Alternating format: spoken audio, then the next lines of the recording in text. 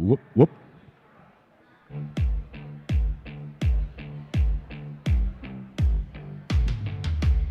Welcome to... On tonight's Clubhouse Live, we get to meet one of the great stories from this year's NFL Draft. Barryn Sorrell is here. We'll get the rookie defenseman lineman's thoughts on the Packers' red-hot start, and we'll also ask him to break down his first NFL sack. Or half sack. Hey, it's still a sack. Plus, we're going to mix in a little baseball talk tonight, but you have to wait until our Clubhouse Live Challenge to find out what that is all about. All right, it's time to get started. Hey, Barryn, come on in.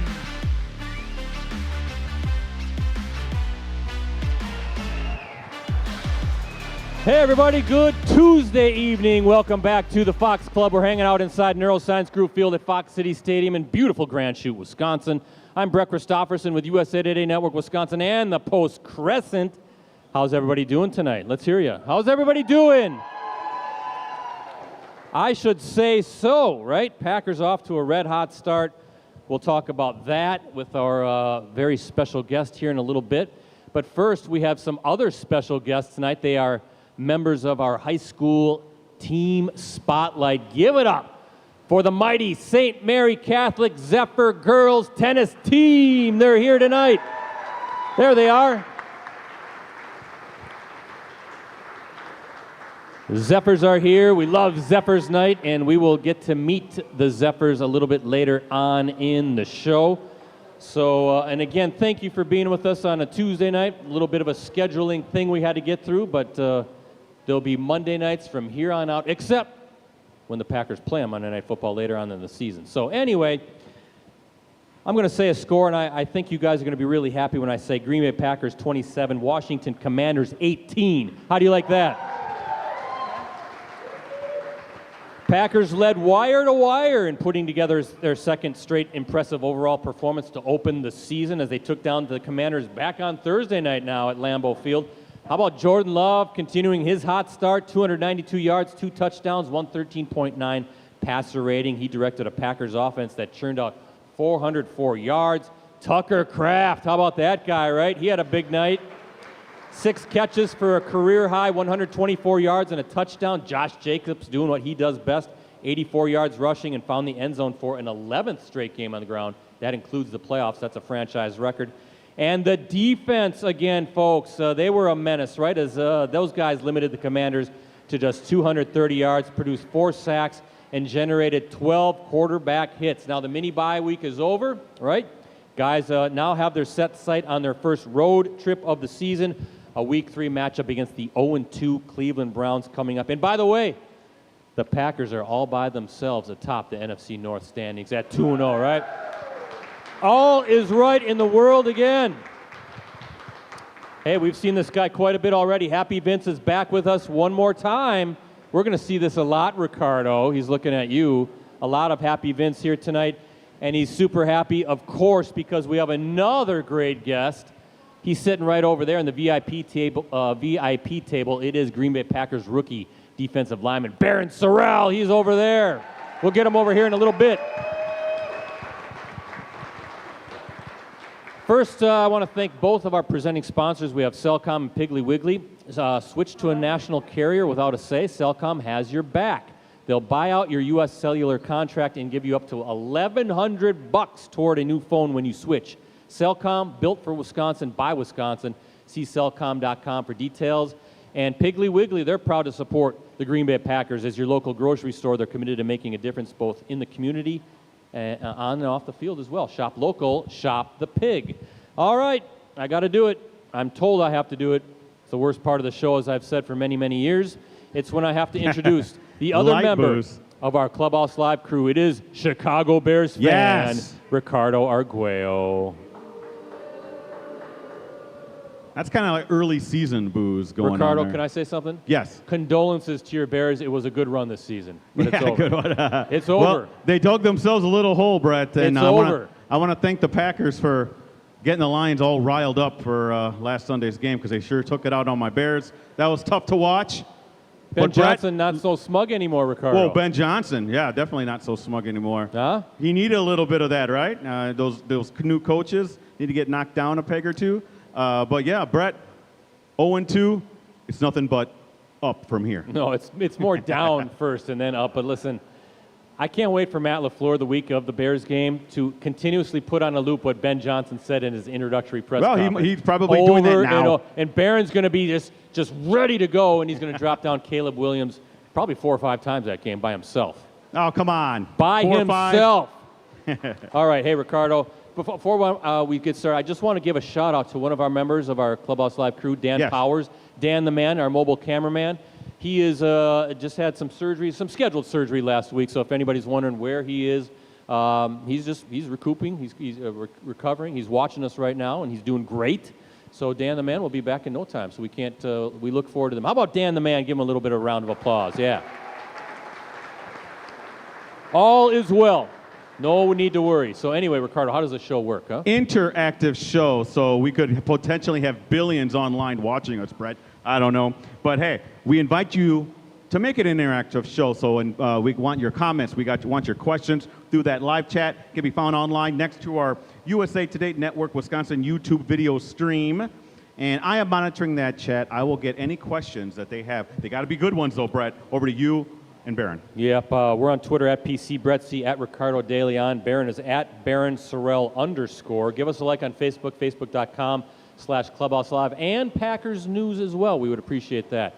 Hey, Ricardo, I got the Browns welcome app, but can you show me how to work the color printer for next week, please? Yes, in the office, I'll show you how. I'm having issues printing out color copies right now. It's the dark Cleveland dark gray browns or something. Last year I had no problem, but since we moved to the new office, I can't get the color printer to work. So I need some help, a tutorial. So anyway, the welcome mat is there for you, Barryn, to stomp your feet all over your next opponent, all right, before you sit down. That's how it works. All right. Tonight's guest is in his rookie NFL season. He was selected by the Packers in the 4th round of this past spring's NFL draft. He played collegiately at the University of Texas, and he appeared in 49 games with 40 starts. Our guest tonight led the Longhorns with 15.5 sacks over his final 3 seasons down in Austin. He was an all-Big 12 performer at Texas. He is the first defensive player from Texas taken by the Packers in the NFL draft since defensive back and Hall of Famer, Pro Football Hall of Famer Bobby Dillon, way back in 1952. Tonight's guest, he made his NFL debut during Thursday's victory over the Commanders, and he tallied a tackle and a half sack of the quarterback. We're going to talk about that here a little bit. Tonight's guest earned a degree in corporate communications. He is a proud native of New Orleans, Louisiana. He's already sort of kind of done a Lambeau leap, right, Barryn? You've done one of those already. He was one of the feel-good stories from this year's NFL draft. He is a Rock'em Sock'em Robots champion. I saw that, Barryn, as well. And he claims that this is only the start for him. More on that in a bit. But for now, how about a big Clubhouse Live welcome for Green Bay Packers rookie defensive lineman, number 99, is Barryn Sorrell, everybody.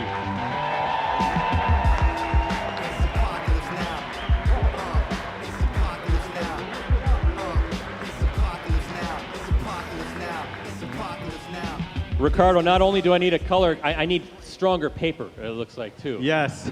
He took care of that pretty easily. Stronger paper. We need better paper at the office as well. So, Barryn, welcome to the show. But first, I have to say about next week's show. As I mentioned, we are back on Monday night, 6:30, right here at the Fox Club. And I will announce our guest at the end of the show. Hint, it is another Packers rookie that's going to join us. Yeah. What do you think about that, huh? It's all rookies all the time, Barryn. Oh, yeah. We got a lot of... So yeah, put your mic up. We want to hear this guy, right? Yeah, we want to hear this guy.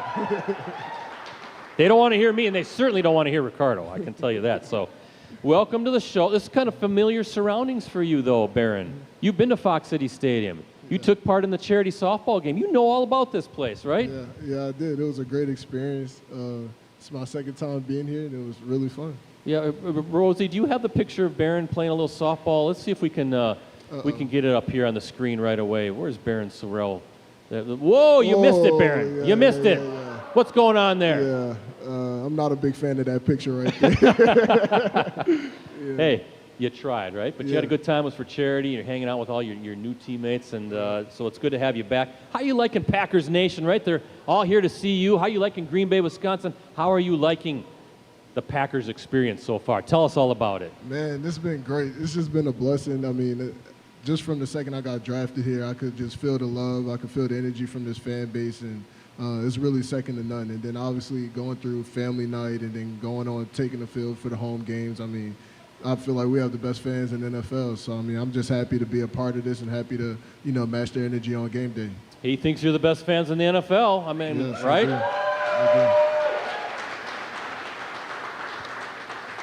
do. Now, we've heard players say that the Green Bay is kind of like a college feel, right? The town, the atmosphere, and I mean, you were one of the ultimate college feels in Texas. Does it kind of have that similar college type feel for you so far? Yeah, I definitely could say I feel that just from the intensity and the energy that they bring, especially on game days. I mean, you go to the stadium, you see the tailgates, you can hear the roar of the crowd just in the locker room going out there. So, I mean, you definitely feel the intensity of like a college atmosphere for sure. Now, Barryn, I'm going to ask you a very serious question. Which cheer means more to you now? Hook 'em horns or Go Pack Go? You can't put me in between that, man. That's like two sides of my heart right there. Ooh, yeah. Okay, well, we'll give him a little bit of a break, Ricardo. Yeah, I can understand I put him on the spot, but I'm going to put you on the spot again. We're kind of goofy people in Wisconsin, aren't we? We have some. We talk fun. What are some of the funny things that you're trying to figure out what we're saying up here? Man. Do we have that as big of an accent as people claim? Yeah, we do. I do hear the accent a lot, especially in the Wisconsin. It's like it's like a Wisconsin, Yeah. like, you know what I mean? Like that's kind of where I hear it most, but yeah, I hear the accent for sure. Let's say Wisconsin or Packers. Packers. Yeah, there we Pretty go. soon, Yeah. Packers. Pretty soon, Barron's going to be saying, "How are ya?" How are ya? You betcha. Yeah. You know what a bubbler is, though, right? A bubbler? I do not. Oh, man, Barryn. Should we tell him? It is a drinking fountain. That's what we call a bubbler in Wisconsin. That's what we call a drinking fountain in Wisconsin, is a bubbler. Okay. Take that back to the locker room. All right. All right. Yeah, So before we get going, talk about your story, I do want to maybe turn around, 'cause I want to introduce some folks at your VIP table, including a lovely lady that's sitting right over there. Can you introduce that lovely lady and who else is sitting at your VIP table? Yeah, this is my mom. Can we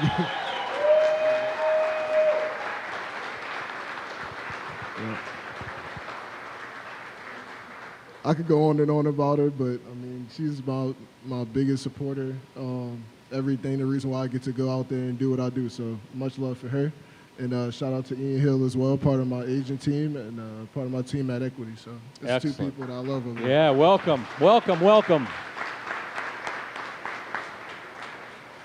Your mom said backstage that she's a little mad that you took a picture of her sound asleep in the limo ride over there. Though. Yeah, I did. She said she's going to get back to you somehow, some way. Yep, she just woke up, everybody. So, yeah. So this rookie stuff, right? How is this rookie stuff going for you, Barryn?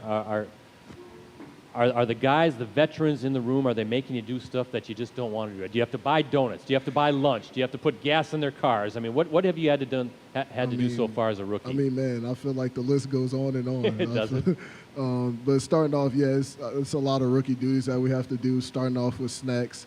Definitely have to get the snacks in there every week, make sure that the guys are filled up on what they need. And, I mean, the list goes on to the stuff that you would think that these guys would ask for, but I mean, I'm basically grabbing everything off of the shelves in Hy-Vee, so that's been fun. But between that and bringing helmets back for practice, I mean, you name it, I've been doing it. What is the number one snack that is requested of you from those big old defensive linemen in your room? Man, they all love a lot of hot chips. I feel Hot like chips. Yeah, hot spicy chips. So I've been having to get like the big box of variety packs. I mean, the list goes on. I mean, I'm serious. Every week I have to refill. I can't imagine your nutritionist is really happy with Exactly. potato chips, right? Yeah, exactly. But that's why you guys fuel up. I know Yep. as those big guys. So, hey, this football stuff, though, it's a breeze, right? This is a piece of cake. You're 2-0. Your defense is dominant. No big deal, right? How's this been for you so far? This is easy, Barryn. I mean, it's been great. I mean, I'm part of a great organization, part of a great team, and I mean, we've been fortunate to win these games. And I mean, it just goes back to the work that we put in throughout the week, and I mean, the leaders, the playmakers that we have. I mean, I'm very excited about this team. What's been the biggest transition for you going from Texas, right, college, and that's a big-time program, to the NFL? Is it the playbook? Is it expectations? Is it what is it? What's been the biggest challenge so far? Yeah, I'll say it's just a little bit more the mental side, like you said, expectations and just everybody being, a pro, being on top of their game. I mean, these are the best of the best in every single position, and that's why they are where they are right now. So it's just been challenging on the mental side, but I'm very thankful for my time at Texas because they definitely prepared me to be here. Yeah, they run it like a program, don't they, for sure down there. So what's going on with your Longhorns a little bit? They aren't as red hot as I was expecting them, right? They're going to heat up at the right time. We got some faith in them. No doubt about it. That's a great program. So let's talk about your journey, your story, how you got from New Orleans, the hometown of New Orleans, to NFL draft pick to Green Bay, Wisconsin, right? So now check this out. He was an excellent student. Academics, big and very important in his family. He graduated from college in 3.5 years, right? 3.5 years.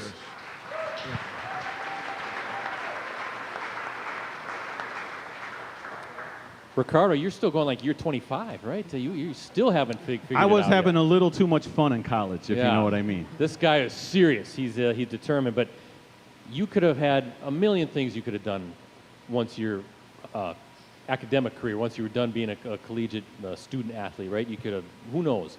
But football was plan A, football was plan B, football was plan C, and football was plan D. Why was chasing that dream so important for you? Man, I mean, it just starts off from when I first picked up a football when I was about 5 or 6 years old, and my parents brought me to the park. And at that time, like, I just it was something I fell in love with. It was something I always had fun doing. I'm a natural competitor, so I always wanted to be the best at what I did. And, I mean, as I just grew older, my love also grew stronger, and realizing that, it's going to take more to get where I want to go, and that I don't ever want that dream to stop. So, I mean, that's just kind of what it's been for me, doing whatever it takes to get to that next level, whether it was high school or college or now. So why were academics, though? That was still number one in the house, right? Was it because of that lady right over there? Was she insisting that school comes first? Yeah, exactly. Her with the big smile over there. She didn't smile that much when my grades weren't good. So, yeah, she stayed on me and challenged me to bring the same attention that I do to the football field to the classroom. So I always had to do that on top of what I did on the football field. Good advice, right? School number one, right? School number one, everything else after that. So, keeping on your football journey, Northwestern was the initial choice for you. Great academic school, Midwest, just down the... Not Madison, not Wisconsin, okay? Not the Badgers. That would have been a little bit better choice, we think. But then you switched to Texas. You had a change of heart. What happened there? Yeah, for me, my recruitment process was a little different just because I was coming up during the COVID times. And at that time, I kind of had Northwestern was a school that was on me early on because of my academics and football. And I kind of bought into that package. I knew that I could do both. And my mom and my dad obviously wanted me to go somewhere where I would have the option to do both. So Northwestern just offered that total package. And with COVID going on, didn't know if I was going to have a senior season. Just kind of wanted to lock something in. So I locked that in and went with Northwestern at first, and then had a senior season, and then that's when Texas came. And at that time, I just had to make a decision about where my priorities really were. And like I said, I mean, it's always been football for me. So at that time, I just made that decision. And honestly, looking back on it, it was one of the best decisions of my life. It worked out, right? Plus a little bit closer home down in Austin to New Orleans for sure. So, well, listen. A lot has been made of this guy's work ethic, legendary work ethic. It doesn't matter if it's on the field or in the classroom. I've got you, as I said, graduated from college 3.5 years, but then your grade point average in high school, 4.6? 4.6, Ricardo. That's like three. That's like 3 of your semesters all added together. Hey, easy. I had a sparkling 2.2. I'm just telling you. Not but bad. That sounds to me like he had those weighted courses that counted more. At Holy Cross down in New Orleans, right? So 4.6, an academic school. So whether it's the classroom, the football, you work your tail off. Where did you get that work ethic from? Again, was it that lovely lady sitting right over there? Yeah, it definitely starts with her sitting over there. I mean, just seeing what her and my dad did to sacrifice to put me in the best situations, to be in the right schools, to have the right football equipment and stuff like that. I never wanted any of that to go to waste. So I always held that like closest to my heart, and that was kind of started as my biggest motivation growing up. So I just didn't want to see what they did go to waste, and it pushed me to work even harder. Like they put me in a good school and everything. And my mom told me that she wasn't paying for C's, so I just took it another level, and I was like, all right, I won't get any B's neither. So. There you go. I like that message. We're not paying for C's. Go get those A's. And how about Barryn Sorrell tonight, right? Good stuff so far. Another example of your dedication. So, Barryn, when I say to you the name Professor Michael Brandel, right? Yep. What comes to your mind? And I will preface this, a now retired professor from Texas, a Kenosha, Wisconsin native, so he's a big Packers fan on top of that. But this guy meant a lot to you in your academic career, right? An econ professor. And Ricardo, I have nightmares of my econ class back. I'm not going to say, well, UW-Stevens Point, the greatest college in the land for sure. Did you say high school? Yes. I meant college. Spash, the greatest high school in the world. But anyway, Barryn, Professor Michael Brandel, though, what did he mean to you? Give us that story. Yeah, I mean, it started kind of just like you said. I mean, the economics is very challenging for anybody that, took it and know about that. But, yeah, it was a very challenging course for me in college, and he was a professor that just kind of helped me navigate that, and it kind of just helped me a lot. Obviously, being at Texas, and, football is obviously number one, and it just took a lot of extra from him to help me to push me academically and show me things that honestly I learned outside of the classroom, just about finances and everything. And I mean, he was just a great guy that kind of, I feel like, is the definition of like just a perfect teacher, like showing you what you need to know, obviously the past, but also just stuff that I could carry with me for the rest of my life. Yeah, not only that, but you were meeting with him outside of class hours through Zoom. He was taking the time, but this guy, again, showing the dedication and desire to make sure he got the best grade possible in one of the toughest classes, without a doubt, at Texas. A couple more things, Ricardo, then it's your turn for audience questions. Maybe we get the Zephyrs ready, but was it because of that work ethic and how hard you worked to get where you were on the football field? Is that why you stuck around in the green room, NFL draft, day 3, right? You were like the story of the draft. Yeah. Why did you just stick around? I mean, why didn't you just say, forget it, I'm just going to stay home and going to watch the draft? Why was it important for you to be there, A, in Green Bay, and B, to stick it out and make sure that you heard Roger Goodell call out your name? Yeah, it definitely was challenging, just going through that process and waiting. Obviously, I came out here projecting, thinking that I would go day 2, and just like a lot of things in my life, things haven't really gone as planned, and I mean, this kind of was the biggest moment in my life, and I feel like in a way just God used it to show that everything it took to get there, just having patience and work ethic, and I mean, obviously staying. I feel like that was another one of the best decisions in my life, just being able to embrace the fan base and just the experiences that my family was able to make from it. I mean, that's memories that we'll have for the rest of our lives, but it just starts with, I mean, being that kid that sat in front of the TV and watched other people walk the stage, and I always knew that's what I wanted, and that's kind of the decision I made. I mean, whether it was day 1, day 2, or day 3, I just kind of realized that, I mean, it's a blessing to be in this position. I know I'm be an NFL player, so I mean, whether I go first or last, like, I'm just going to be here and I'm going to embrace it. You refuse to give in, right? Even in the green room. That's kind of the story of you, and that's why you've had so much success.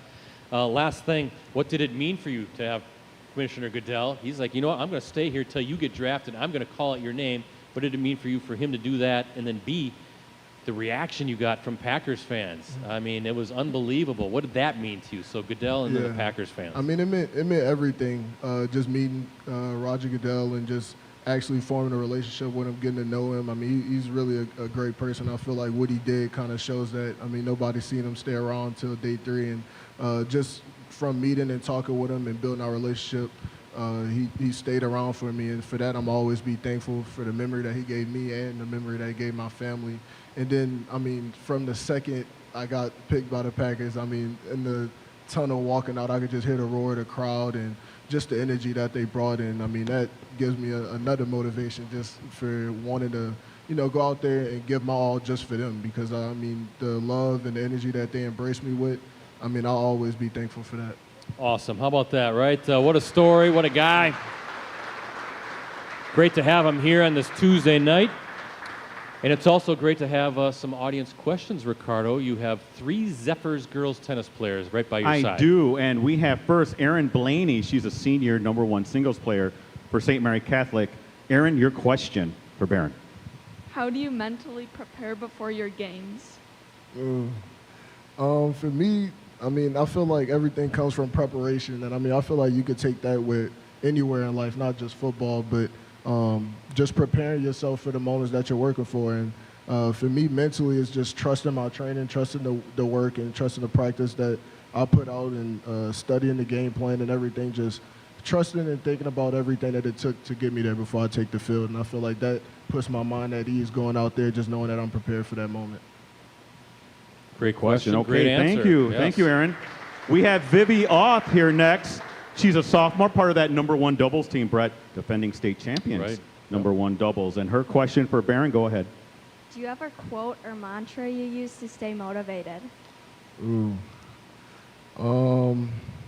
Man, I would say I don't have one specifically off the top of my mind right now. But I'm big in my faith, so I feel like there's just a lot that you could just take from the Bible. I mean, I challenge myself to read the Bible. I even read it before games just to give me that calm sense and put my mind at ease. Just trusting in God, trusting in His plan for me.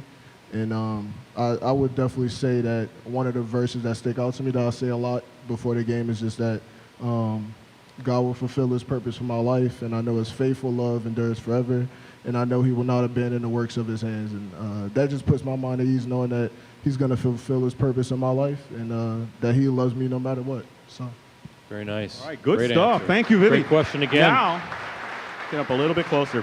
We have Adele Schneider, also part of that doubles team, Brett. Again, defending state champs, 31-0 last year, 17-0 this year.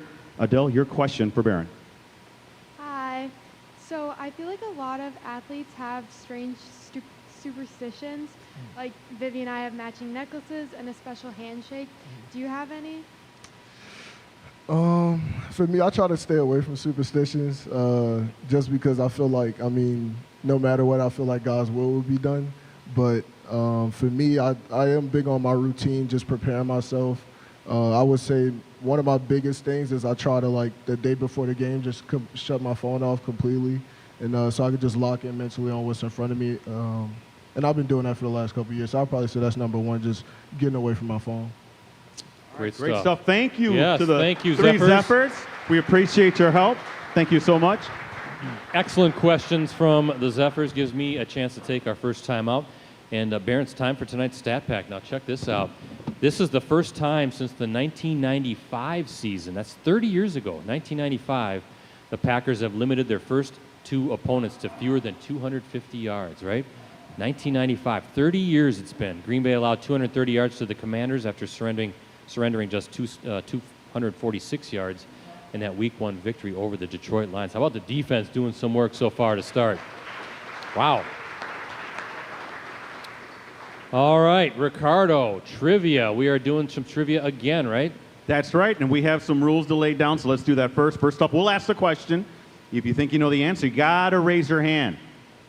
Don't shout it out. That only helps everybody else. Brett, what do you got for them? Got some great items, some goodies from the Wisconsin Timber Rattlers. A pickleball paddle. Maybe some of the Zephyrs might like that, right? Little pickleball. Or this Wisconsin Udder Tuggers t-shirt, their alter ego. Very, very...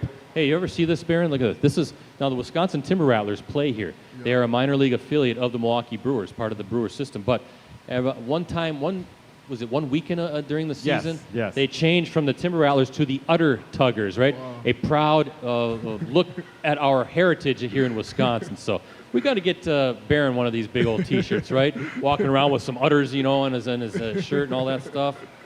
That just sounds strange of you saying it that way, That's Brett, what we okay. do. That's Wisconsin, right? That's Wisconsin. But that's what you win when you're correct. Once you win, though, Brett, you're out for the rest of the show. That's only fair. And sorry, live chatters, you got to be here to win. Now, I'll let the person pick what they want as a prize. And Barryn, if you can look at around the room and see who raises his or her hand first. Right. I'm going to ask the first question. Now, we mentioned just before in our stat pack the 1995 season. Who led the Packers in sacks that season? 1995, who led the Packers in sacks? 1995, way back there. Say it again. What did he say? Clay. No, not Clay. 1995. We're talking way back then. Close. One more chance. Yes, sir. It's got to be Reggie White. Come on up. Yes. He gets the bell. That was close. You can pick the Udder Tuggers or the pickleball. He's going with the pickleball paddle. Pickleball. The tennis players wanted the pickleball paddle, but Reggie White, the Minister of Defense, he finished with 12 sacks in 1995. Sean Jones was next with 9. He was number 2 that season. Willie Davis, by the way, the Packers' career sacks leader with 99.5. So there we go. All right, a little bit more with Barryn here and Rosie. It's time for tonight's Clubhouse Live gift of the night. What do you have for us? Look at, there you are. Look at, watch this. Watch this. Yeah, there you go. That's Barryn coming out. Making sure that that G was represented. That's your brand new team.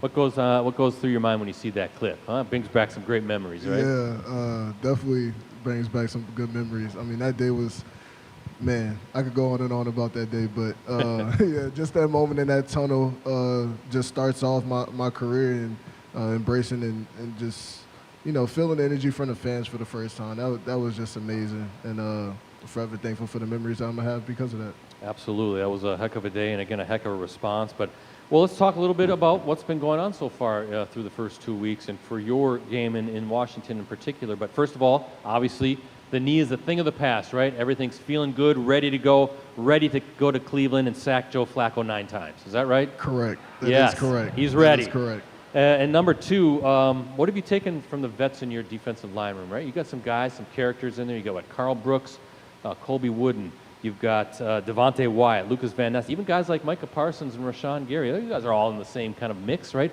What have you taken so far from those guys that you've tried to implement into your own game?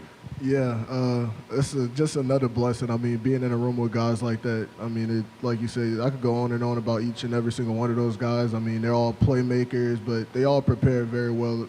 And that's good, just seeing that as a rookie, like being able to take things from all of them to help me improve and be ready for when my number was called. So, I mean, every single one of them. But I mean, starting with Rashawn Gary has been a guy that's been helping me a lot.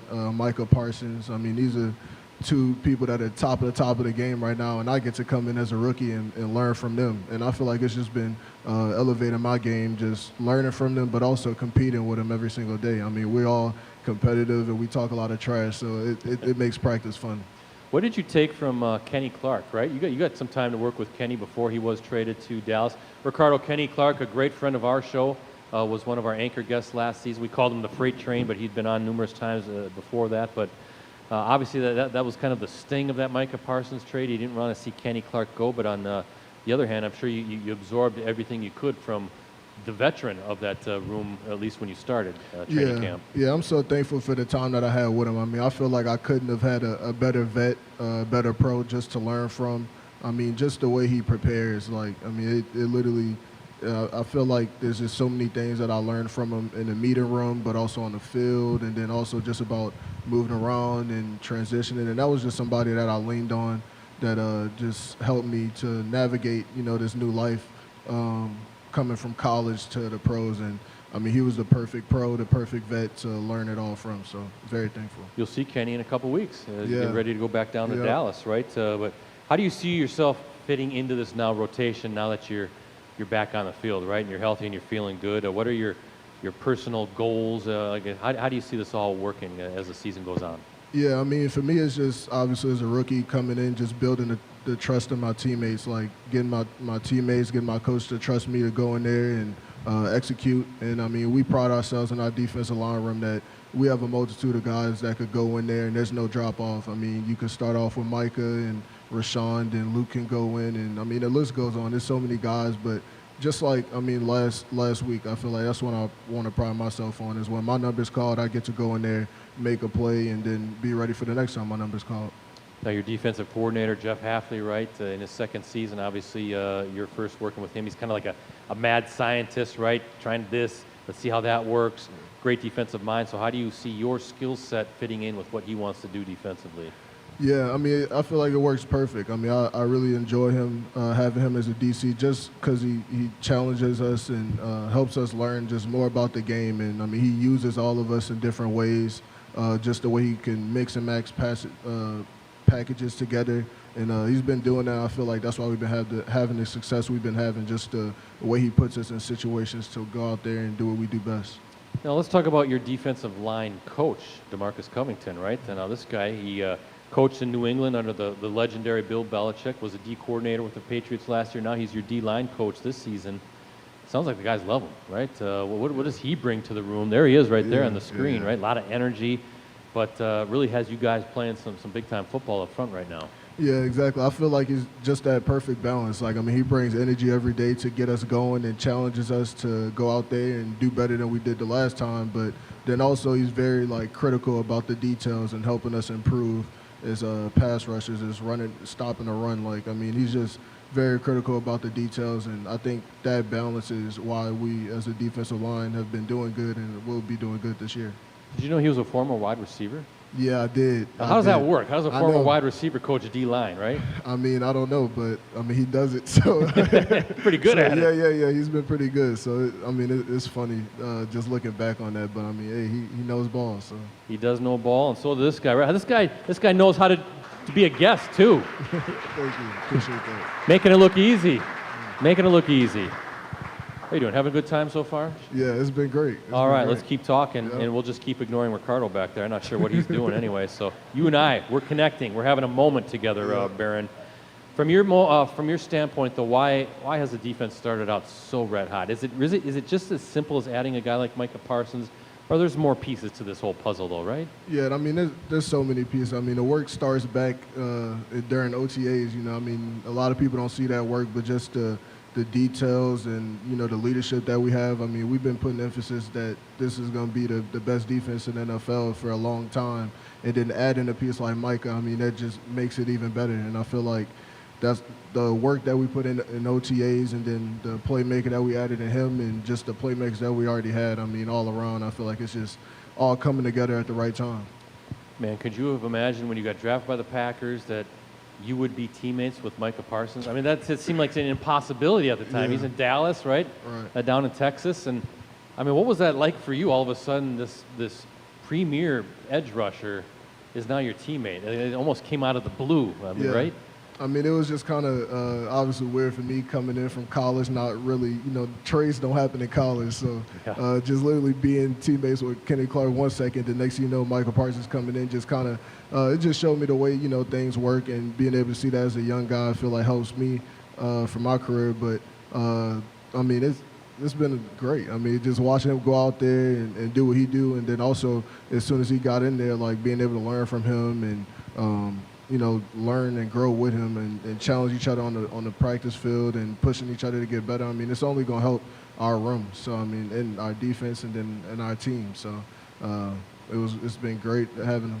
So far, so good. A few more things, and then it's going to be our social media question of the night, Ricardo, so get ready for that. But a lot of guys have said on the defensive side that, I mean, you're only 2 games in. You've only just scratching the surface. You barely have gotten into what you want to do. So how do you see the defense evolving as this goes from week to week, right? I mean, you're so early in the season. I'm guessing there's a lot of different wrinkles and layers that can still be added with all that talent on that side of the ball. Right. It's just like you said, it's so early in the season. So just also, I mean, being confident in what we're doing, knowing that we're pretty good and we're putting some good things out there, but also knowing that it's only the beginning of the season and we got to sustain this and even really get better, so then we could be playing our best ball when it matters most, late in the playoffs, late to get to our goal, which is the Super Bowl. So, I mean, it's a day-to-day thing, really just going out there, trying to get better, and so we can put our best performance on next week. Yep, that's coming up here soon enough, Sunday. A few more things, as I said, and then Ricardo, it's your turn. But Rosie, let's put up the highlight there. Let's put up Barryn Sorrell. There he is celebrating that first career sack against the Commanders. All pumped up, feeling good about things. You were inactive for week 1 against Detroit as you worked through that knee injury, but good to go for week 2 against Washington and got yourself a half sack. But take us into the play, right? You and Carl Brooks share the sack, but you got to Jaden Daniels and kind of just take us through. I mean, your eyes must have gotten wide when you thought, this might happen. I might have a sack here. Yeah. I mean, wide is understatement. It almost probably came out of my head. I was so excited, just getting the opportunity to go out there and play, especially like you said, sitting out week 1. I mean, knowing that's not what I came here to do, is to go out there and make plays. So when my number was called, I mean, I was just so excited just to go out there and play with my teammates, play in front of this fan base, and do what I love. So it was fun. I'm happy that I was able to go out there and go make a play for the team. And I mean, that play, it was fun. It was really fun. So that's obviously a milestone moment for you. It's a half sack. So how does that work? You just cut is it a half football that you keep at your house? You can just cut it in half or something? Yeah. Or what do you do? What's happening here? Yeah, I guess whenever 2 people get to the quarterback, I mean, whether it's different timing, it's funny because we should probably get like a camera or something on the sideline, because as soon as we get to the sideline as a D-line, we're all like arguing and like we say we're going to take it to court, and we can sit there and watch the tape and see like who got there first. So then we can evaluate and see who actually gets the whole sack. But yeah, just, I mean, looking in, I guess from the TV or the broadcaster, they just started off as a half a sack, but then afterwards we argued down trying to get that one that put next to our name. So that's always funny. So who wins the argument? Who was there first, Barryn? We're still in court right now, so I'll get back to y'all next week. Figure out who gets that football, right, as a milestone. But last thing, you posted some photos of yourself on Twitter or X playing in Thursday's game, and you had this was your tweet, quote, "just the start," end quote, right? What can fans expect to see from you from here on out, right? If this is just the start, what can we all expect to see on the field from you? I mean, just going out there and doing what I've been doing. I mean, helping this team, going out there and making plays. I mean, I'm just happy, excited to be part of this organization, this city, this team, and I'm going to go out there and give it everything I have every single time. So I just want to go out there and make some more plays. How about that, huh? How about that? Yeah. Barryn Sorrell making this look so easy. Ricardo, he's making it look too easy right now, right? Little too easy. He's going to take our jobs over here by the end of the season, I think. But Your job. Your job for sure. I don't know why you're still here 17 years later, but you are. pay me. You are, and we're going to put you to work. You have our social media question of the night. That's right, what's it all Brett. about? Okay, so Elizabeth Matrakos on Facebook, she wants to know if you could sack any quarterback in NFL. By the way, this is for Barryn, not you, Brett. Yeah, right. If you could sack any quarterback in NFL history, past or present, who would it be and why? Man, past or present? I got to go with somebody from the past. I feel like present, that's too easy. Past, man. I would go with, I mean, growing up in New Orleans, like seeing them win the Super Bowl, I got to go with Drew Brees. I feel like that would just be legendary, just for the 5-year-old Barryn that watched him, do what he do. So I'm going with Drew Brees. The 5-year-old Barryn, Yeah, you said? Are we young- that young- old already, wow, Ricardo? yeah. Would Yeah. probably Wasn't be Drew hey, Brees yeah. just playing football like 3 years ago? Yeah. We'll probably be the same height. Oh, my goodness. So Drew Brees, easy now. Yeah. That's a good guess. Just playing. That's a good one. That's a good one. Now, listen, for having her question selected, Elizabeth, you win a signed photo. Each week we'll ask you to submit a question for our guest that we'll ask live during the show. Look for it each week on Facebook.com/Clubhouse Live. Ricardo, we have trivia question number 2 coming up. What do you have? And I need both you and Barryn to look out in the crowd to see who raises their hand first. So here we go. Back to the Packers 95 season. Who did Green Bay play in the NFC Championship game that season? 95. You saying way back here? Not Carolina. Nope. Way back there. Not San Francisco. Nope. Yes. Not the Eagles. Wow. How about in the number 80 jersey? Not Seattle. Not Carolina. What way in back the- by the window. 2 Carolinas. Dallas. Come on up. The 1995 season. Was it really that long ago that they don't It's remember? 30 years ago, Ricardo. Come on up and get your Utter Tuggers t-shirt. Yes. The Dallas Cowboys, Ricardo. Remember that? The Dallas Cowboys. There you go. Congratulations. You can meet Barryn Sorrell as well. Nice to meet you. The Packers fell to the Cowboys that day, 38-27. That was their first NFC title game appearance, but it was also the Packers, the first of 3 straight NFC Championship game appearances they would make, winning the next 2. Carolina in 96 to go to the Super Bowl, and San Francisco in 97 to go to Super Bowl 32. So that's how it went. So there you go. I got to come up with some more of those 30-year-old questions, Ricardo. Stump these people a little bit more, all right? Hey, Rosie, we need some music. It's time for tonight's Clubhouse Live Challenge. Here we go. Sponsored by our friends right over here at Munoz Family and Cosmetic Dentistry, your center for dental excellence. Voted Reader's Choice Best Dentist, Best of the Bay 3 times, right? Let Dr. Sebastian and his team of professionals help you achieve, right there, your dream smile. All right, Barryn, we're going to play a little game. We're going to test your knowledge. You're going to try to win some prizes for a lucky contestant tonight. How you feeling? You work hard, right? You're competitive, you said. Yep. You want this to happen. Yeah, let's see. All right, so we're going to play a game. We're going to call it, we did it last year. It's called Time's a Tickin'. Okay. Okay. Kind of a spin-off of our How Well Do You Know that we've played over many years in the past. It's a rapid-fire trivia game in which I'm going to ask you 4 questions. They pertain to the same category, okay? But here's what's different. You have just 5 seconds to correctly answer each of the questions. You have 5 seconds. Ricardo, you'll keep track. You want me to keep track? All right. Yep, 5 seconds. If so, you'll win these corresponding prizes for tonight's contestant, which is Michelle from Nina. Where are you, Michelle? Right over there. That's Michelle. Okay. You're trying to win these prizes. Now, Michelle, you could go home tonight with a Packers Heritage Trail book, right? This is a very nice keepsake for a coffee table book. You could also go home with Barryn Sorrell tonight in the form of a signed photo, okay? That would be nice. A Packers hat, courtesy of our friends at Miller Lite, Ricardo, and check this out, Michelle, a Packers can koozie, courtesy of our friends at Miller Lite. That gets the ooze. That's what can happen. That's what you're trying. Now, each question will be the corresponding prize, okay? Okay. So that's how you do. As I said, you earn the right to move through the prize list by correctly answering the question. So if you miss the first question, the same prize, though, then moves to the second question, okay? And if you get the first question, we'll move on to the next prize.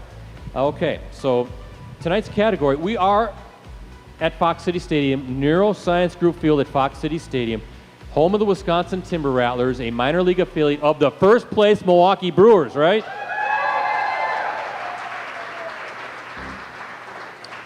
Who was your baseball team growing up in New Orleans? Because they don't have a team down there. It was the Brewers, right, Barryn? Yeah. Yeah, it was the Brewers. He was a big Brewers fan. Yeah, so big Brewers fan. Yep. Baseball abbreviations is tonight's category. Oh. Are you a big baseball fan? I am not. I'm Oh. very. Yeah, Uh-oh. I don't know. Did you play some baseball growing up? A little bit, but not for long. Wasn't my thing. Okay, well, this could be very interesting then. You got the baseball music going on. Yeah. So we'll give 5 seconds. At the end of 5 seconds, you got to think this through. So here we go. Here we go. Baseball abbreviations. The first prize, the can koozie. Okay, here we go. What is an ERA? Go. Earn run average. Yes, he got it, Ricardo. Brett, he just got that in, by the way. Well, we would give him an opportunity at the end of 5 seconds. Yes. But Michelle, you have now won this, the can koozie. And it is amazing for not being a baseball fan how you quickly knew that. You just grabbed that. I knew it. It just came to me. An earned run average, right? Freddie Peralta pitching for the Brewers tonight, a great earned run average, 16 wins on the season. All right, next is the Packers cap, courtesy of our friends at Miller Lite. That's the next prize. This should be a simple one. K. It's a strikeout. Yes, Ricardo, did he get it? Yes, with 3 seconds left. You get the cap, Michelle, and it's really interesting watching Barryn play this game. You can tell he's deep in thought, thinking this through, and then all of a sudden, he's got it. Yep. K, strikeout. Hopefully, Peralta has a lot of Ks against the Angels tonight. The third, this is a big one, the signed photo of Barryn Sorrell. Right? Now, here you go. SB. SB. Go. I'm going to go with stolen base. Yes, Ricardo, stolen base. He got it with 1 second to spare. Stolen base. I bet you could have been a big base stealer back in the day if you tried, right? I think so, too. Yeah, absolutely. Michelle, you're looking pretty good so far. She's happy. Yep. She's happy. You're making this baseball thing look super easy. Yep. Super. I can tell that Mom made you study. All right? Last one. This is a tough one now. It's tough. It's a tough one. OPS. OPS. On base per second? Percentage. On base percentage. On base percentage is unfortunately No. wrong. It's on base Plus slugging. slugging. Yes. It's 2. Now listen, Barryn. That was That's a tough one, Now right? listen, tough one. it's okay though. Okay. Because I have prepared a bonus question that if you missed any of them, Michelle can still win all of the prizes Is it tonight. untimed? It's untimed. Okay. This is a bonus question to earn all of the prizes. I told you OPS was tough. That's kind of that stat that everybody uses now. It's for nerds. Instead of, Good one, instead Brett. of just batting average, right? It's like 800 or better is a really good OPS. So here we go. DP. DP. Double play. Yes, he got it. Barryn Sorrell knows his baseball. Rosie, championship music, because Michelle, you're going home with all the prizes. You got the book, the hat, the signed photo, and the canned koozie, because Barryn Sorrell knows his baseball. How about that? Amazing how you just kind of, it all came to you really clear, right? Yep. Ricardo, you have to be impressed. I was. Especially how he came through at the end, Brett. It's amazing. DP, double play, K strikeout, right? Now you know OPS, on base plus slugging. Yep, I'm going to remember that one. He's going to remember that one. So, all right. Well done. Michelle, you can pick up your prizes after the show. Ricardo, though, Michelle's part of the Zephyrs family here Yes. tonight, our guests. Let's meet tonight's high Yes, school we team need you all to spotlight. stand up, all the Zephyrs We've got and the the St. Mary coaches. Catholic girls tennis team here, ladies and gentlemen.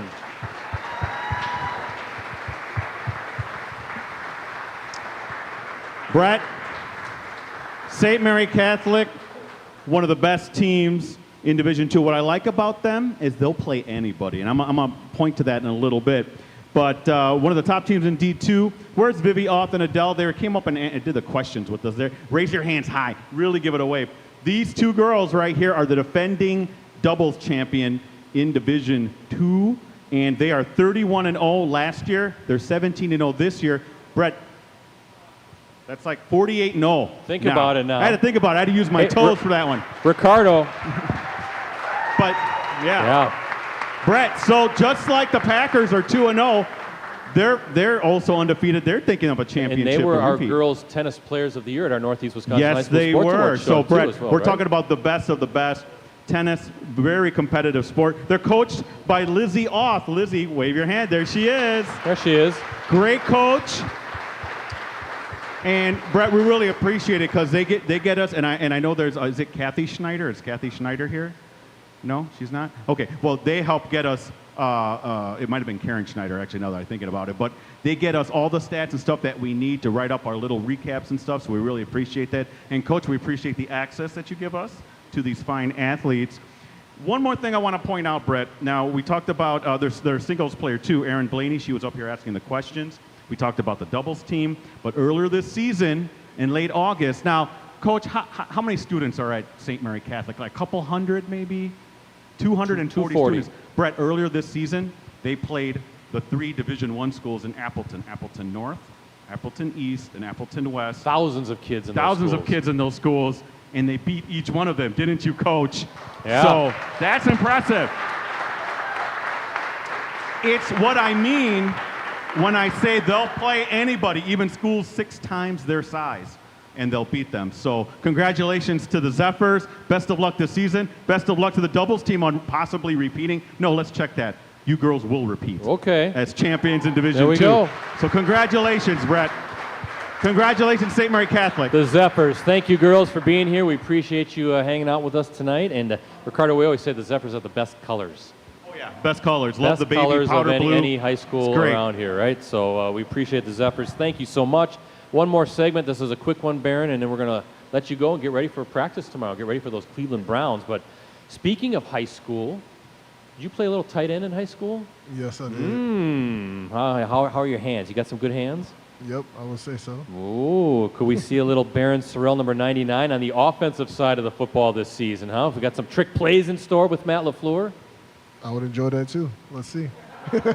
You're not answering the question, though. Does he have it in the playbook? Can we expect to see you on that? We're all going to have to see. I think we'll all be surprised.